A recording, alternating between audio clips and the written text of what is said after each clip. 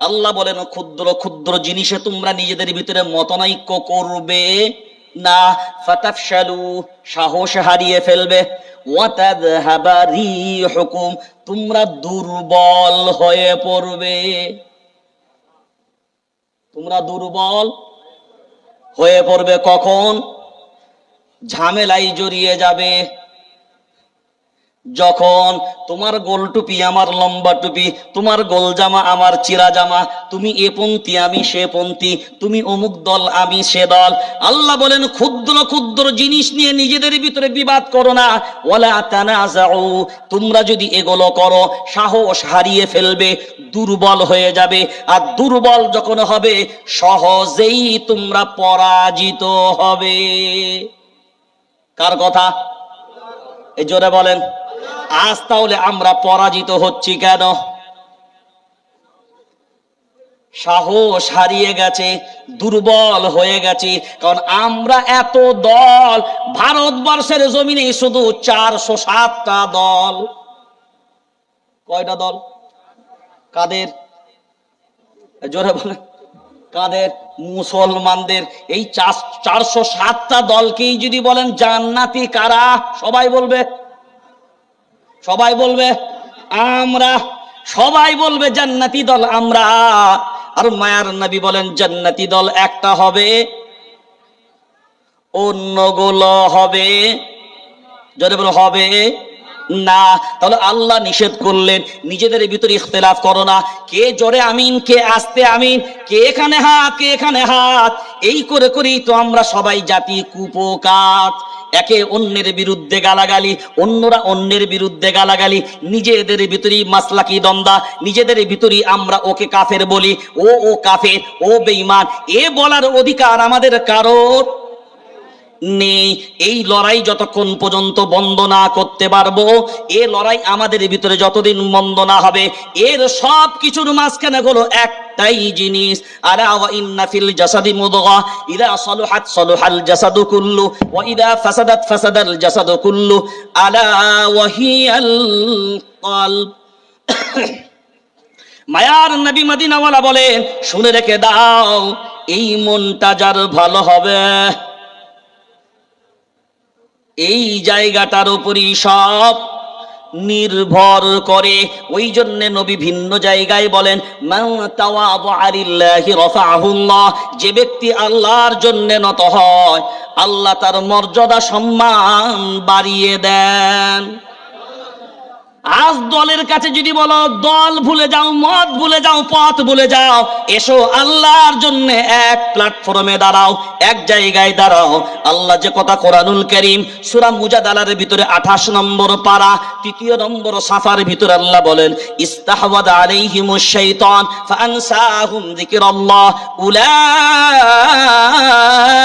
হিজবুশ শাইতান। আল্লাহ বলেন শুনে রেখে দাও, আমি আল্লাহ জানিয়ে দিলাম আমার কাছে একটা দল, ওই দলটা হবে শয়তানের দল। আর ভিন্ন জায়গায় পরের পৃষ্ঠাতেই আল্লাহ জানিয়ে দিলেন 4 নম্বর সাফায় ওই 28 নম্বর পারা সূরা হলো একই সূরা। আল্লাহ বলেন উলাইকা হিজবুল্লাহ, একটা হবে আল্লাহর দল। এই দুটো দল পৃথিবীতে থাকবে বল, একটা শয়তানের দল আর একটা আল্লাহর দল। শয়তানের দল কারা? আল্লাহ এবং রাসূলকে মানবে না যারা। শয়তানের দল কারা? কোরআন মানবে না যারা। শয়তানের দলে কারা? নবী মানবে না যারা। শয়তানের দলে কারা? কোরআন সুন্নাহর আলোতে চলবে না যারা। শয়তানের দল কারা? আল্লাহ বাদ দিয়ে শয়তানের অনুসরণ করবে যারা। 25 নম্বর পারা 11 নম্বর সাফা আল্লাহ জানিয়ে দিলেন শুনে রেখে দাও, ওয়া মান ইয়াশু আন যিকরির রহমান নুকাইয়িদ লাহু শাইতানান ফাহুয়া লাহু করিন। যে ব্যক্তি আমি আল্লাহ আমার দিকে থাকতে চাইবি না, যে ব্যক্তি আমি আল্লাহ আমার দিকে থাকতে চাইবি না, ومن يعش عن ذكر الرحمن نقيض له شيطانا فهو له قرين। তাহলে আমি আল্লাহ যে শয়তানের দিকে থাকতে চাইবি, আমি আল্লাহ ওই ব্যক্তির জন্যে একটা বন্ধুরূপী শয়তান আমি আল্লাহ নিযুক্ত করে দিই, যে আল্লাহর দিকে থাকতে চাইবে না, শয়তানের দিকে থাকতে চাইবে আল্লাহর গোলাম। তার বন্ধুর নাম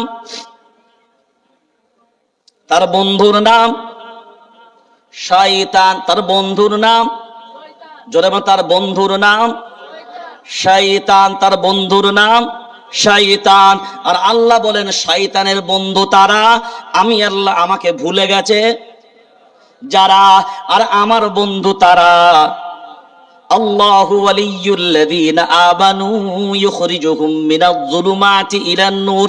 আমার বন্ধু তারা ঈমানওয়ালা হবে যারা। ঈমানওয়ালা কারা? এবার আল্লাহ বলছে শুনে নে তারা। ইয়া আইয়ুহার রাসূল লা ইয়াহজুনকাল্লাযীনা ইউসারিউনা ফিল কুফর। যারা এদিকে ঢোকে একবার এদিকে ঢোকে একবার, এইগুলোকে ঈমানওয়ালা ধরা হবে না। মুযাবযাবিনা বাইনা যালিক, লা ইলাহা উলা ওয়ালা ইলাহা উলা, এইগুলোকে ধরা হবে না। ঈমানওয়ালা হবে সেইগুলো কোরআন শুনবে আর মেনে নেবে যেইগুলো। ঈমানওয়ালা কোনগুলো? শুনবে আর মেনে নেবে যেইগুলো। শোনার পরে অহংকার করবে যেইগুলো, ওইগুলো কারা বলো? কথা বল, ওইগুলো কারা বলো? শোনার পরে অহংকার করবে যারা। এটা তো শয়তানের ফিতরাত রে ভাই, অন্য কারোর ফিতরাত নয়। তার যদি আপনি লজিক দিয়ে ভাবনা চিন্তা করে বুঝতে চান, তাহলে প্রথম একটা ধাপে আপনাকে প্রথমেই বলেছিলাম আল্লাহর দিকে ডাক দেওয়া হবে, নবীর দিকে ডাক দেওয়া হবে। ফিরে আসবে যারা মুসলমান তারা, ফিরে আসবে না যারা আল্লাহর ভাষায় মুনাফিক। জোরে বলেন। এইখানে প্রমাণ করে দেখাতে হবে ঈমানওয়ালা কারা, ধরা পড়ে যাবে মুনাফিক কারা। ধরা পড়ে যাবে মুনাফিক কারা। আর মুনাফিক হবে যারা, ৫ম নম্বর পারা সাফা নাম্বার ২০। ইন্নাল মুনাফিকিনা ফিদ দারকিল আসফালি মিনান নার। আল্লাহ জানিয়ে দিলেন, শুনে রেখে দাও, মুনাফিকের ঠিকানা হবে জাহান্নামের একেবারে নিচেই, একেবারে নিচেই মুনাফিকের ঠিকানা। এখন বলেন কাফের ভালো না মুনাফিক ভালো? জোরে বলেন, সবাই জোরে বলেন। তুলনামূলক কে ভালো? কাফের ভালো তুলনামূলক। কারণ কি বলেন তো? আইয়ামে জাহেলিয়াতের যুগে আল্লাহ রসুল যখন ছিলেন তখন লড়াই হতো দ্বিমুখী, লড়াই হতো একদিকে বেঈমান একদিকে ঈমানওয়ালা। কিন্তু এখন লড়াই বহুমুখী, এখন লড়াই বহুমুখী।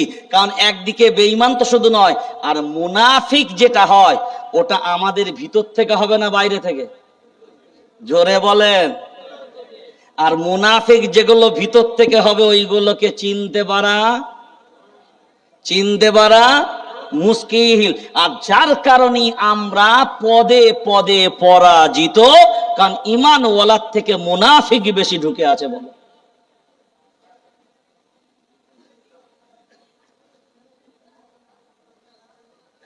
এবার আল্লাহ জানিয়ে দিলেন, শুনে রেখে দাও, হ্যাঁ তোমরা পদে পদে পরাজিত কেন? আমি আল্লাহ তাও জানিয়ে দিলাম।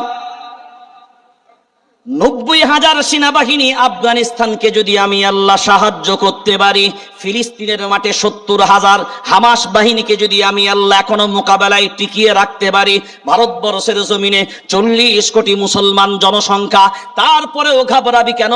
তারপরেও দুর্বল কেন? আজ তোরা একবার নয় ১০০০ বার ভাবনা চিন্তা করে দেখ। সূরার নাম সূরা মুহাম্মদ, ২৬ নম্বর পারা, ৬ নম্বর সাফা।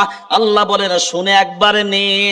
ইয়া আইয়ুহাল্লাযীনা আমানু ইন তানসুরুল্লাহ ইয়ানসুরকুম ওয়া ইউসাব্বিত আকদামাকুম ইয়া আইয়ুহাল্লাযীনা আমানু, ডাক দিলেন ঈমানওয়ালাদেরকে, ইয়া আইয়ুহাল্লাযীনা আমানু ইন তানসুরুল্লাহ, আল্লাহ সাহায্য করবে তাদের, আল্লাহর সাহায্য পাবে তারা। ইন তানসুরুল্লাহ ইয়ানসুরুকুম, যদি আমরা আল্লাহকে সাহায্য, জোরে বলেন, আমরা যদি আল্লাহকে সাহায্য করি, আল্লাহর সাহায্য আমরা পেতে পারি। আল্লাহ বলেন আমার দ্বীনের সাহায্য করবি যারা, আমি আল্লাহ পা দুটোকে তাদের গেড়ে দেব, পা দুটোকে এমন ভাবে আঁকড়ে ধরে দেব, গুনাহের দিকে যাবে না, পাপের দিকে যাবে না, অন্যায়ের দিকে যাবে না, জুলুমের দিকে যাবে না। কখন আমি আল্লাহ আমার দ্বীনের সাহায্য করবে, যখন এরপরে আপনি বলবেন এই তো আমরা জলসা দিলাম, এইটা তো ভালো কাজ, হ্যাঁ নিঃসন্দেহে ভালো কাজ, এই 20টা খারাপ কাজ আর একটা ভালো কাজ, এতে কোনো দাম নাই। 20টা ভালো কাজ যদি হতো, 20টাই ভালো কাজ হওয়া লাগবে, আমার রবের জন্য একটা খারাপ কাজ হওয়া যাবে না। তাহলে আল্লাহ যখন বলছেন ঈমানওয়ালা চিনবি কি করে আর মুনাফিক চিনবি কি করে, আল্লাহর দিকে ডাক দে, যারা ফিরে আসবে বুঝে নিবি এগুলো মুসলমান। এখানে বসে আছেন যারা, জবাব দেবেন তারা কিয়ামতের ময়দানে। আল্লাহ জান্নাতীদেরকে কি নাম দিয়ে ডাকবেন? কোন নাম দ্বারা আল্লাহ জান্নাতীদেরকে ডাকবেন? কথা বলেন।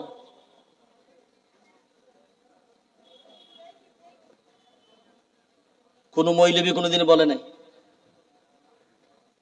বলে আমাদের তো জান্নাতে যাবার ইচ্ছাই নেই, তো আর নাম জেনেই কি হবে নাকি? হায় রে আফসোস, আজ মানুষ গুনাহে লিপ্ত হন। একটা গুনাহের সাজা কতদিন? একটা গুনাহের সাজা কতদিন? জি, আরে গুনাহ থেকে বাঁচো, গুনাহ থেকে বাঁচো, গুনাহ করলে জাহান্নামী, কিন্তু একটা গুনাহের সাজা কতদিন? ৫ম নম্বর পারা, ২য় নম্বর সাফা, সূরার নাম সূরা নিসা। ইন তাজতানিবু কাবাইরা মা তুনহাউনা আনহু নুকাফির আনকুম সাইয়্যাতিকুম ওয়া নুদখিলকুম মুদখালান কারীমা। আল্লাহ বলেন বড় বড় গুনাহগুলো থেকে তোমরা নিজেদেরকে বাঁচিয়ে নাও, তাওবা করে নাও, আমি আল্লাহ তোমাদের সগীরা গুনাহগুলো মাফ করে দেব। মাফ করবে কখন? বড় গুনাহ ছেড়ে দেব যখন। আপনার কাছে আমার কাছে মনে হবে বড় গুনাহগুলোই বুঝি সব থেকে বড় গুনাহ। না, ছোটটাই হলো ভেরি ডেঞ্জার। যেটা পাংচার হয় যে টাকাটা, ওটা মিস্ত্রির নজরে সহজে পড়ে যায়, কিন্তু যেটা চোরালিগ হয় ওটা ধরা পড়ে না, যার কারণে পেরেশানি বেশি হয়। আর যেটা প্রকাশ্যে দেখতে পাওয়া যায় এটা তো বড়, আর ছোট মানে যেটা দেখতে পাওয়া যায় না। আমাদের মানুষ মনে করে যে এটা তো ছোট গুনাহ, এটা তো সগীরা গুনাহ। আরে ছোট গুনাহ তোমাকে বলতে কে বলেছে? আল্লাহ যদি ওটা বড় গুনাহ বলে ধরে। সাপ চেনেন? সাপ, এই যে ফনা তোলা সাপগুলো আছে না, আছে তো, এই সাপের বাচ্চা আছে না। এখন বলেন এই যে কেউটে সাপ বা গুকরো সাপ, বড় সাপের যা বিষ, ছোট সাপের তার থেকে কম বিষ নাকি? জোরে বলেন।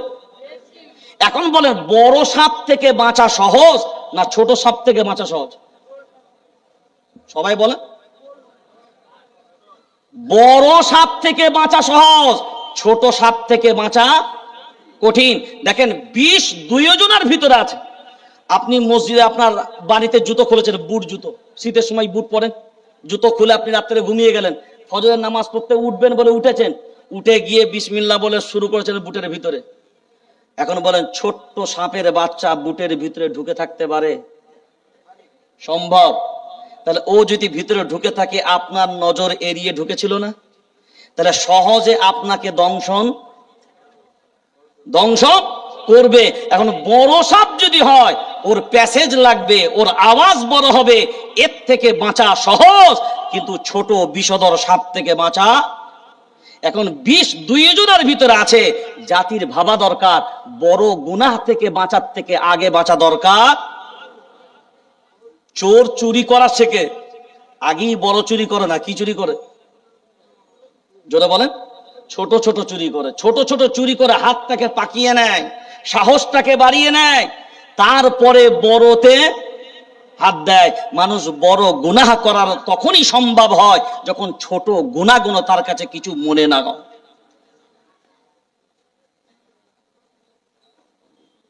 আর আমরা বর্তমান সময়ে নিজেদের মাঝখানে এটাই আমরা মনে করেছি যে এটা বড় গুনাহ, এটা ছোট গুনাহ, যার কারণে গুনাহের দিকে বেশি এত লিপ্ত, যে যার কারণে আমরা গুনাহের দলদল থেকে বেঁচে প্রকৃত ঈমানের জায়গায় দাঁড়াতে পারছি না। যার কারণে আমরা ৪৪ কোটি থাকার পরেও হিম্মত নাই এক জায়গায় দাঁড়িয়ে রুখে দাঁড়াতে। কথা বলেন? দাঁড়ানোর ক্ষমতা এই জন্য নেই যে আমরা দুর্বল হয়ে গেছি। আমরা জোরে বলেন, দুর্বল হয়ে গেছি। আমাদের কারণে আমাদের ঈমানি জজবা সব শক্তি এখানে শেষ। এবার লক্ষ্য করে দেখেন, তাহলে এবার ডাক দিব লাস্ট আধ ঘন্টা। নিজেদেরকে বসে আছেন যারা, মুনাফিক থেকে বাঁচিয়ে নেবেন কারা কারা? হাত তুলে একটু দেখাবেন তারা। বলে এতক্ষণ তো ঠিক ছিল, এবার তো যেগুলো হাত তুলবেন যারা বুঝে নেব বাঁচতে চান তারা, হাত তুলবে না যারা বুঝে নেব ডাস্টবিনে যাবে তারা। এবার তুলবে সবাই, এবার হাত নামান, এবার রাগ করেন না, এবার কথাগুলোকে সবাইকে হজম করা লাগবে, একদম খুব ক্লিয়ার ভাবে বলছে। কারণ কোরআন আর সুন্নাহর উপরে আমার জীবন চলবে। আমি বহু উদাহরণ দিই। শরাব কি? শরাব কাকে বলে? কে বলেছে? শরাব মানে মদ, কে বলেছে? ওলামায়ে কেরাম আছে, আমি প্রকাশ্যে লাইভে বলছি। 29 নম্বর পারা, সূরার নাম সূরাত দাহার। ওয়াসাকাহুম রাব্বুহুম শারাবান, জোরে বলেন কি পানি? তহুরা মানে পবিত্র পানি। কি পানি? আর আপনি বলেন শরাব মানে, শরাব মানে আপনি কি বললেন? মদ। মদ মানে পবিত্র না পবিত্র? হারাম না হালাল? শরাব মানে আসল অর্থ হলো, শরাব মানে হলো তরল জাতীয় প্রোডাক্ট, যেটা চিবাতে হয় না, পান করা যায়। তরল জাতীয়, রস জাতীয়, আঙ্গুরের রস হতে পারে, বেদানার রস হতে পারে, আপেলের রস হতে পারে। শরাব আর শুধু শরাব মানে মদ তা নয়। মদ কেউ শরাব বলা হয়, কিন্তু শরাব মানেই মদ না। আঙ্গুরের রস, অরিজিনাল মদ হলো আঙ্গুরের রস থেকে। অরিজিনাল মদ হলো, আপনাদের প্রোডাক্ট গুলো জানা নাই, অরিজিনাল মদ তৈরি হয় আঙ্গুরের রস থেকে। সিস্টেম হলো দুটো, একটা হলো আঙ্গুরের রস বের করে 3 দিনের মতন রেখে দেবে, ওই 3 দিনে উপরের তরল পানিটা সরে যাবে, নিচেই যেটা গাঢ় বসে থাকে ওর ভিতর থেকে বজবজে ফেনা কাটবে, টক হয়ে যাবে, ওইটা পান করলে নেশা হবে। এটা হলো অরিজিনাল মদ। এই মদটা নিজেও হারাম, আর কোন কাপড়ে লাগলেও হারাম। আর এই আঙ্গুরের রসের মদ ছাড়া পৃথিবীতে যত প্রোডাক্ট দিয়ে মদ হবে, ওই মদগুলো নিজে হারাম, কিন্তু পোশাকে লাগলে হারাম নয়। খেজুরের রস থেকেও মদ তৈরি হবে। আর দ্বিতীয় নম্বর স্তর হলো, এখনকার মানুষ বলছে 3 দিন ধরে রস বের করে ধৈর্য ধরার ক্ষমতা না, এখানে মাল খাবো আর বউকে পিটাবো। সুবহানাল্লাহ। বলছে অত ধৈর্য ধরে 3 দিন ধরে বউকে পিটানোর লেগে অপেক্ষা করব, কারণ একটু না চড়ালে হবে না। হাই রে মুসলমান, ভাবনা চিন্তা করে এবার দেখেন, ওই জায়গাটা যদি আমরা ফলো করে দেখি, হ্যাঁ মদ এটা যেমন আল্লাহ হারাম বলেছেন, কোরআনুল কারীম 7 নম্বর পারা 2 নম্বর সাফা, ইয়া আইয়ুহাল্লাযীনা আমানু, ডাক দিলেন কাদের? সবাই সবাই একসাথে ডাক দিলেন কাদের?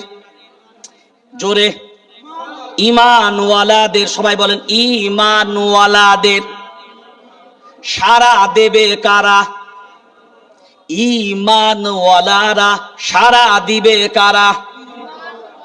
দেবে না কারা? মুনাফিক যারা। দেবে না কারা? তারা। ইয়া আইয়ুহাল্লাযীনা আমানু। এবার লক্ষ্য করে দেখেন এই কথাটা ডাক দিলেন কে? তার নাম, জোরসে, তার নাম আল্লাহ। আমি সিদ্দিকুল্লাহ, ধরুন আমি আমার বাড়ির আমি বড় গার্জেন, তো দেখেন এক জায়গায় ঝামেলা হচ্ছে, তো আমি বললাম এই আমার বাড়ির ছেলেগুলো সব চলে আয়। এখন আমার বাড়ির ছেলে যেগুলো আজ চলে আসবে, বোঝা যাবে তারা আমাকে মানে বা সম্মান। আর যদি আমার বংশের ছেলেগুলো না আসে, তাহলে আমাকে মারলো না অপমান করলো? সবাই বলেন, এই কথা জোরে বলতে হবে।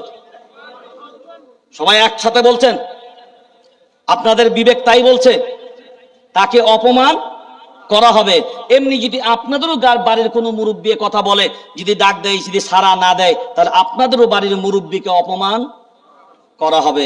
এখন বলেন আল্লাহ ডাক দিলেন কাদের? আমাদের বলবেন না, কাদের? ঈমানওয়ালাদের। এইটা খুব ভালো করে বোঝেন ভাই, একটু একটু একটু ব্যাখ্যাটা বোঝেন। ধরুন আল্লাহ, পৃথিবীতে যত মানুষ আছে সব তো আল্লাহর বান্দা, হ্যাঁ? তো উপদেশ দিতে গেলে আল্লাহ তো সব মানুষকেই দেবে, কথা বলেন। কিন্তু এখানে আলাদা করে ঈমানদারদেরকে ডেকে দিলেন কেন? প্রশ্নটা খুব কঠিন, কিন্তু বুঝে নিতে পারলে সহজ। ময়দানে এত বংশের মানুষ আছে, আমি আমার বংশের, আমি হয়তো জানলাম যে যদি আমি সবাইকে বলে এই ছেড়ে দে, কেউ মানবে না। কিন্তু আমি আমার বাড়ির গার্জেন যদি আমার ছেলেগুলোকে সরিয়ে নিতে পারি, তাহলে অন্যের গার্জেনের যারা বড় গার্জেন হবে তারা তাদেরগুলোকে সরিয়ে নেবে, তাহলে আমরা উদ্দেশ্যে সফল হব। তাই আমি কি করলাম, যে অন্যরা আমার কথা নেবে না, কিন্তু আমার কথা নেবে কারা? আমার ফ্যামিলির বংশের ছেলে যারা। তাই তো ঠিক আল্লাহ এটাই বুঝেছেন। যে আমি যদি বলি ইয়া আইয়ুহাল ইহুদি, আমার কথা ইহুদিরা নেবে না, খ্রিস্টানকে ডাক দিলে নেবে না, অন্যদেরকে ডাক দিলে নেবে না, ওই জন্য আমি আল্লাহ ডাক দিলাম কাদের? ঈমানওয়ালাদের।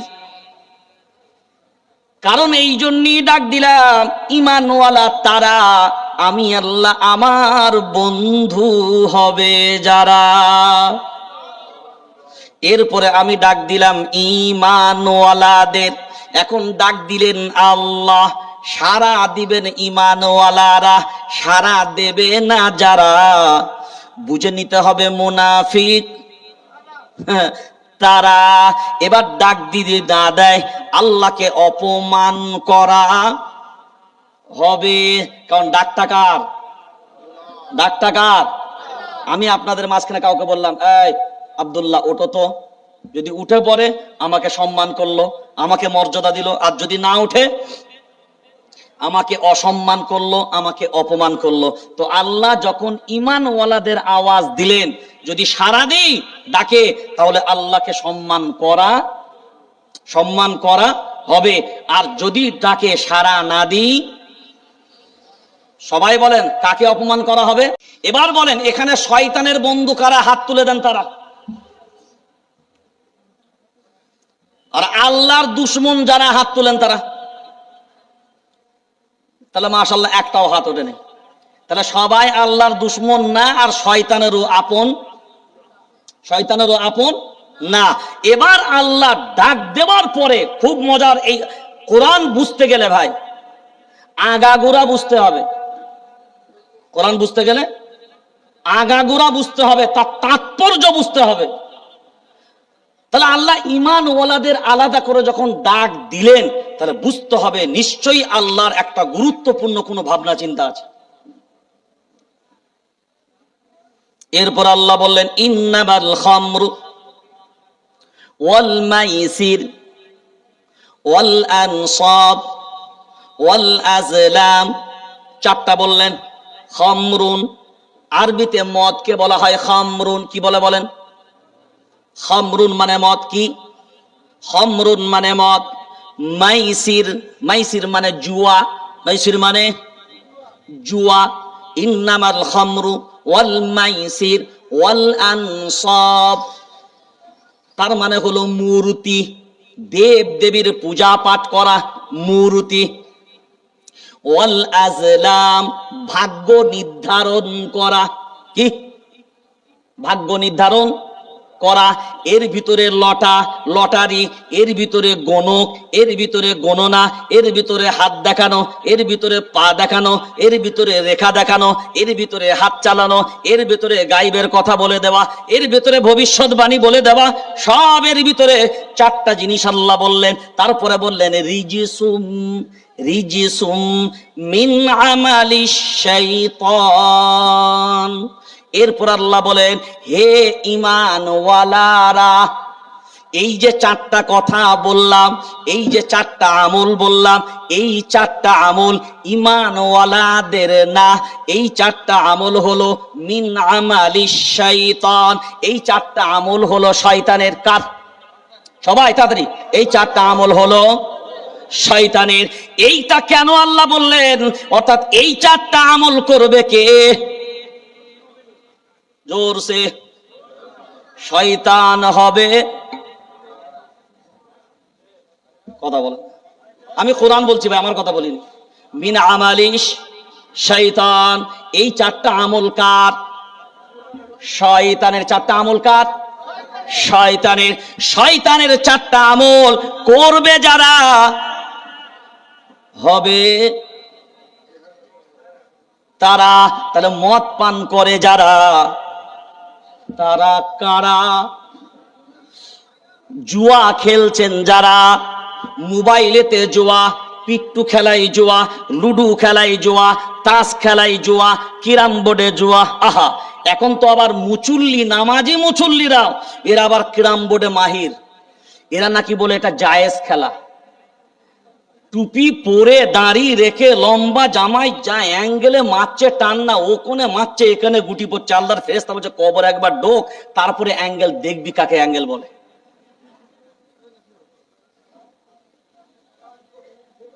ক্যারাম বোর্ড খেলা সর্বসম্মতক্রমে মাকরু তাহরিমি। সবাই বলেন ক্যারাম বোর্ড খেলা মাকরু তাহরিমি। ওতে যদি আবার 10 টাকা শর্ত লাগিয়ে দেন, ওটা হারাম, পুরো হারাম। এবার বলেন মোবাইলে ফ্রি ফায়ার, বাপজি পাপজি, অমুক জি তমুক জি, ঘরের জি বাইরের জি, এ জি ও জি পিয়াজি, যত জি আছে, জুয়া চলে, চলছে জুয়া মোবাইলে। তাস পিটছেন, তাস। আহা, মুনাজাত পার্টি নাম দিয়েছি আমি এদের। কি পার্টি? কি পার্টি? আমি একদিন বায়ানে গিয়ে বলছি ভাই এখানে মুনাজাত পার্টি আছে। বললো হুজুর আমরা তো সবাই, আমরা সবাই।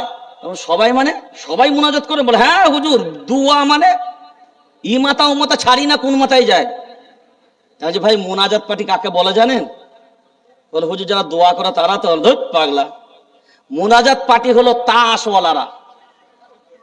কারা? ঈমানওয়ালারা তো করে না। কথা বলেন না কেন? আয়াতটা মনে আছে তো? কম্পিউটারে রেখেছি। আল্লাহর দিকে আর রাসূলের দিকে আহ্বান করবে, ফিরে আসবে যারা ঈমানওয়ালা তারা, আর ফিরবে না যারা, সবাই মুনাফিক তারা। ফিরবে না যারা মুনাফিক তারা। এবার আজকে প্রমাণ করে নেবেন কারা কারা। জুয়া খেলছে যারা, এবার আপনি বলবেন আমি জুয়া খেলি না। হ্যাঁ, মায়েরাও নিশ্চয়ই আওয়াজ পালেন। নামাজি মুসল্লিমা, কোরআন তিলাওয়াতকারী মা, নামাজের মুসল্লায় দাঁড়িয়ে বসে আপনার নামাজ পড়ছেন, হঠাৎ করে আপনার ছেলে এইখানে পাড়ায় গুলি খেলছিল নাকি টল খেলা কি বলেন, মার্বেল, মার্বেল, মাশাআল্লাহ, ওই যে মার্বেল, মার্বেল খেলে না, খেলে না, বা বিভিন্ন গুটি খেলা, এতেও 10 টাকা 20 টাকা জোয়া চলে। দেখা গেল আপনার বেটা 8 বছর 10 বছর বয়স 50 টাকা জিতেছে। সে ভাবনা চিন্তা করলো 50 টাকা যখন জিতেছি, মায়ের লেগে একটা কেক কিনে নিয়ে যায়, মায়ের লেগে একটা লাড্ডু কিনে নিয়ে যায়। কিসের পয়সায়? তাড়াতাড়ি জোয়ার পয়সায়। এরপরে মা নামাজের মুসল্লায় বসা, ছেলে 8 বছরের ছেলে গিয়ে বলছে মা চোখটা বন্ধ করো আর গালটা খোলো। মা খুলবে না বন্ধ রাখবে? জোরে বলেন। কারণ ছেলে বলেছে, চোখটা বন্ধ করলো, মা গালটা যেমনি খুললো লাড্ডু গালে, কথা বলে না, লাড্ডু গালে পুরে দিল। মা বসে আছে কোথায়? নামাজের মুসল্লায়। লাড্ডু খেতে খেতে বলছে আল্লাহ আমার ছেলের বরকত দাও। আল্লাহ বলছে হাই রে সকিনা, তোর গালে কি?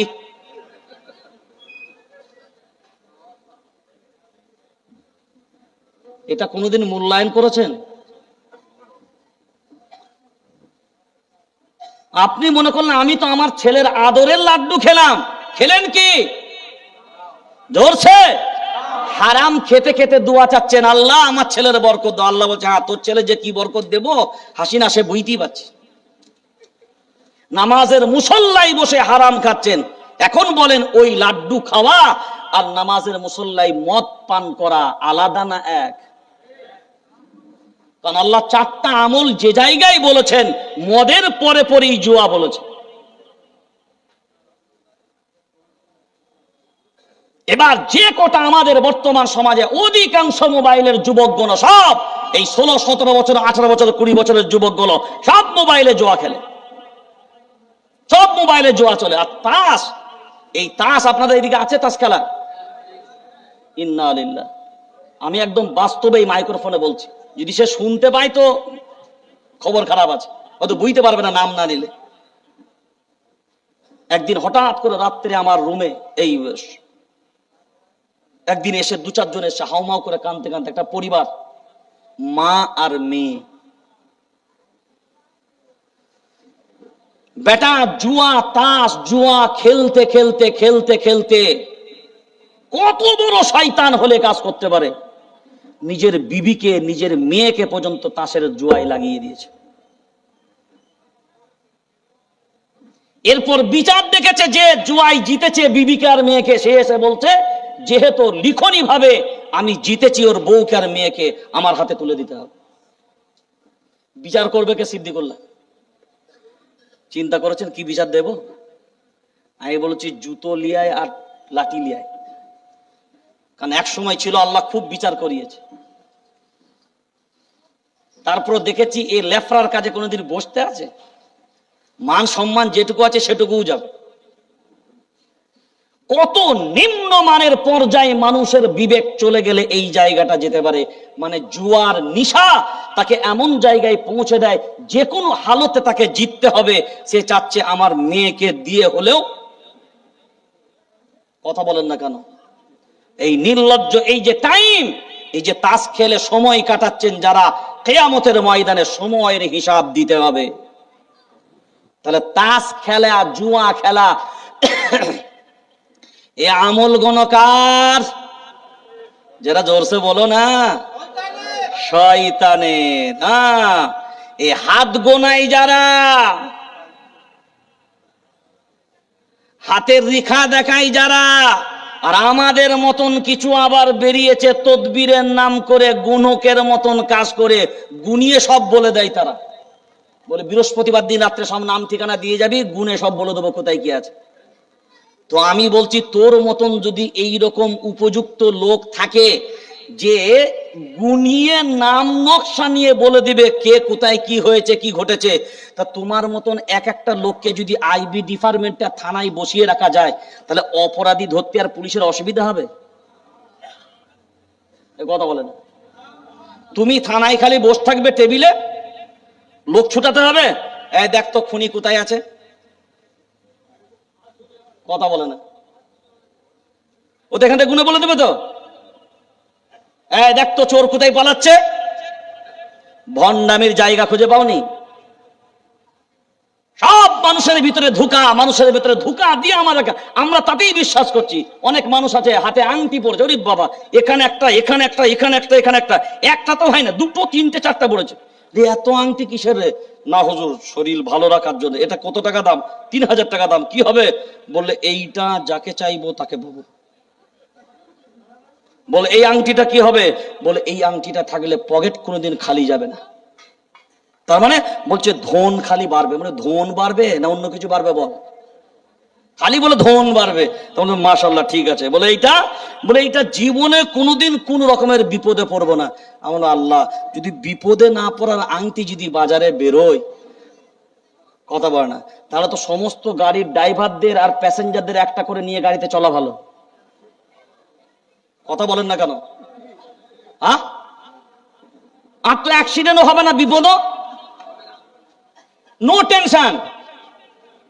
তো আমি বলে হাই রে ফাটা কপাল আর পুরা কপাল, তোর তকদিরটা, তোর বিবেকটা এতটুকুন তোকে জাগালো না যে তোর যদি আংটির এত পাওয়ার হয় যে এই আংটিতে কোনোদিন অভাব হবে না, যাকে চাইবি তাকে পাবি, তাহলে তুই যদি ওই আংটিটা পরে থাকতিস তো সিনেমার সব নায়িকাগুলো তো তোর কোলে আসতো। আর পৃথিবীর যত ধন দৌলত তুই যদি ওই আংটি পরতিস, তো এটা যদি ধন দৌলত বাড়াবে, তা তুই বেটা আংটি বিক্রি করতে বসেছিস কেন? সব আংটিগুলো তো তুই পরে নিলে সব থেকে বেশি ধনী তুই হতিস। এই কথা বুঝতে পারেন নাই? তো তুই বিক্রি করে তুই 2000-3000 টাকা নিচ্ছিস কেন? আপনার বিবেকে কিছু থাকা দরকার। সব কিছুর মালিক কে? তকদিরের ভালো মন্দর মালিক কে? এরপরে আল্লাহ, যেটা আপনার ভাবা দরকার, আমানতু বিল্লাহ ওয়া মালাইকাতিহি ওয়া কুতুবিহি ওয়া রুসুলিহি ওয়াল ইয়াউমিল আখিরি ওয়াল কদরি খায়রিহি। মুসলমান হবে তারা, 7 গুণওয়ালা হবে যারা। মুসলমান হবে, জোরে বলেন, তারা 7 গুণওয়ালা হবে যারা। 7 গুণটা কি? আমানতু বিল্লাহ, ঈমান আল্লাহর উপরে আনবে, ওয়া মালাইকাতিহি, ফেরেশতার উপরে আনবে। ফেরেশতার উপরে ঈমান এই জন্য সবাই জানে আল্লাহর ফেরেশতা আসে, আমার আমলনামা, আমার নেকি, আমার গুনাহ ফেরেশতারা লেখে না? লেখে না? প্রত্যেকটা মানুষের কাঁধে ফেরেশতা আছে না নাই? জোরে বলেন, কোন ফেরেশতা? জোরে বলেন, কে বলেছে? কে বলেছে? আল্লাহ বলেছে। সব অপব্যাখ্যা সমাজের বুকে কোরআনের অপতর্জমা হয়েছে। এই যে ফেরেশতা, ডান দিকের 2 ফেরেশতা, আমরা সবাই মনে মনে ভাবি ডান দিকের ফেরেশতাটার নাম কিরামান আর বাম দিকেরটার নাম কাতিবিন, তাই তো? আসলে তা নয়, বুঝার ভুল হয়েছে। কিরামান শব্দের অর্থ হলো সম্মানীয়। কারুমা ইয়াকরামু থেকে আছে, কারুমা মানে সম্মানিত, গর্দনে গেল। কিরামান মানে সম্মানীয়, কাতিবিন মানে কাতিব থেকে কাতিবিন, কাতিব মানে হলো লেখক, কাতিবিন, কিরামান কাতিবিন মানে হলো সম্মানীয় লেখক, মানে হলো সম্মানীয় লেখক। এদের নাম কিরামান কাতিবিন না। আপনি বলবেন তাহলে এতদিন যে শুনলাম, আপনি যে কোনো কোরআন নেন, সূরা ইনফিতারে যান, ইনফিতারে গিয়ে এর তরজমাটা পড়েন, পড়ার পরই আপনি বুঝতে পারবেন ওখানে অর্থটা কি দেওয়া আছে। আমরা অনেক সময় বলেছি কিরামান কাতিবিন বাবা আছে, আমরা মনে করেছি হয়তো নামটাই কিরামান কাতিবিন। না, এই 2 জন ফেরেশতার নাম হলো, তাফসীরে কুরতুবীর ভিতরে পাবেন, একজনের নাম হলো রকিব। সবাই বলেন, একজনের নাম রকিব, র কফ ইয়া বা, র কফ ইয়া বা, রকিব। আর একজনের নাম হলো আতীদ, আইন ইয়া, আতীদ, আইন তা ইয়া দাল, আতীদ। একটা ফেরেশতার নাম রকিব, আর একজন ফেরেশতার নাম আতীত। এই দুইজন ফেরেশতা কিরামান কাতিবিন, সম্মানীয় ফেরেশতা। এদের আমলনামা লিখে, একজন গুনাহ একজন নেকি, দুই ফেরেশতাই কিন্তু সম্মানীয়। এর প্রতি বিশ্বাস আছে না নাই? ওয়া মালাইকাতিহি, সমস্ত ফেরেশতাদের প্রতি বিশ্বাস রাখা। ওয়া কুতুবিহি, সমস্ত কিতাব সমূহের উপরে বিশ্বাস রাখা। আসমানি কিতাব কয়টা? কে বলেছে? সব কি আপনারা ভুল শুনেছেন নাকি?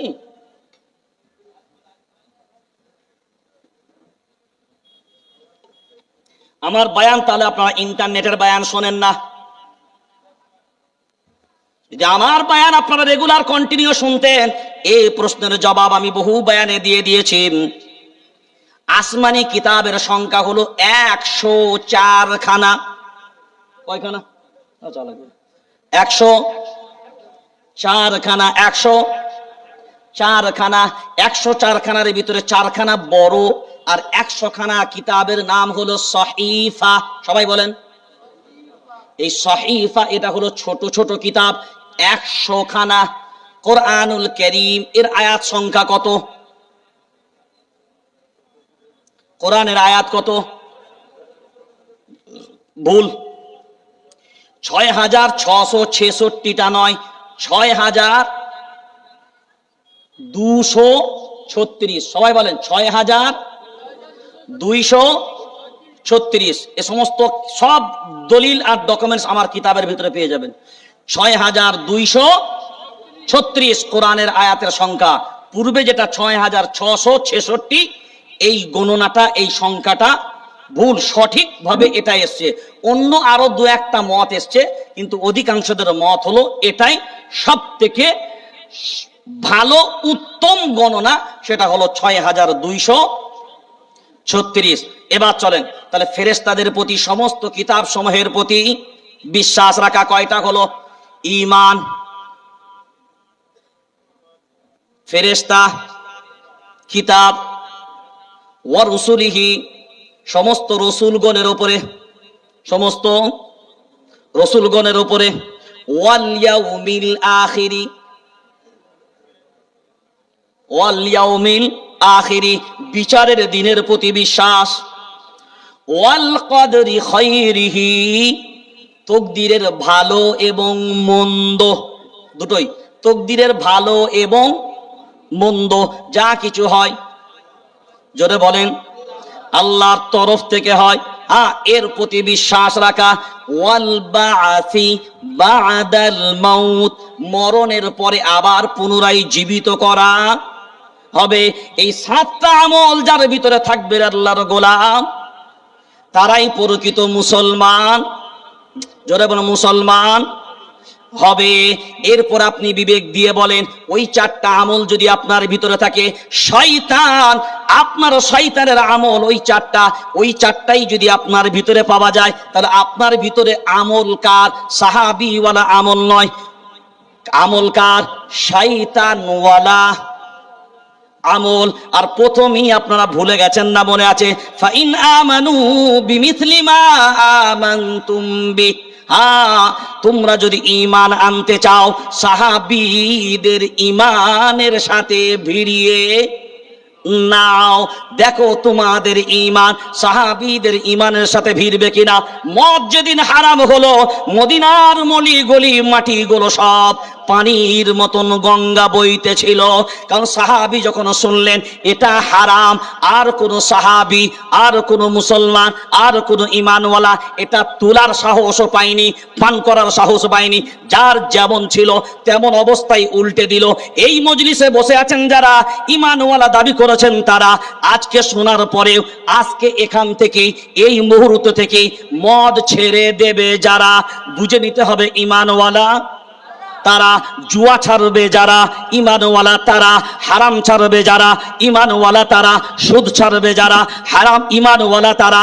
আর ছাড়বে না যারা, বুঝে নিতে হবে মুন্দা। এরপর ঈমানওয়ালা যদি হতে পারি, দ্ব্যর্থহীন ভাবে দাঁড়াতে পারি, ঐক্যবদ্ধ ভাবে দাঁড়াতে পারি, নিঃসন্দেহে জেনে নেন সারা পৃথিবীর সব বেঈমানগণ সব সময় ঈমানওয়ালাদের কাছে পরাজিত না বিজয়? সবাই। তাহলে আজ কেউ পরাজিত হতে বাধ্য হবে যদি আমরা ঈমানের জায়গায় সঠিকভাবে দাঁড়াতে পারি। সেই জন্য আমাকে আপনাকে ভাবতে হবে যে আমি যেন নিজেকে ঈমানওয়ালা দাবি করতে পারি।